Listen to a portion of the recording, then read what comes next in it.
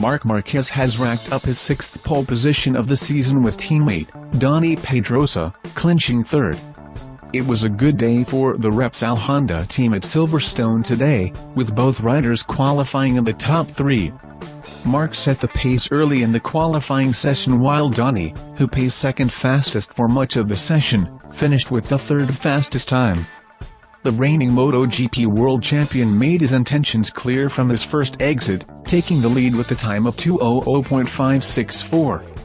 During his second and final outing, Marc lowered his time to stop the clock at 2:00.234, a record-breaking pole position time which he previously set in 2013 2:00.691, which surpassed Jorge Lorenzo, who qualified 2nd by almost 3/10. This is Marc's 28th pole in the MotoGP class. The only Spanish rider with more poles in the Premier class is Lorenzo with 31. Dani joins his teammate on the front row in the 3rd position after being overtaken by Lorenzo in the closing stages of the session.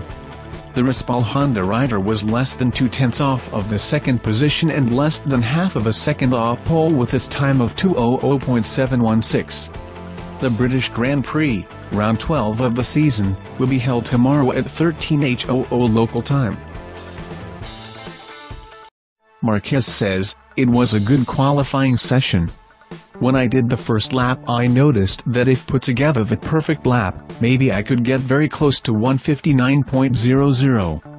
But I noticed I was right on the limit a couple of times, and especially in the last sector I was missing a little something under braking.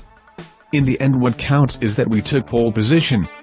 You can always improve, but it was a very good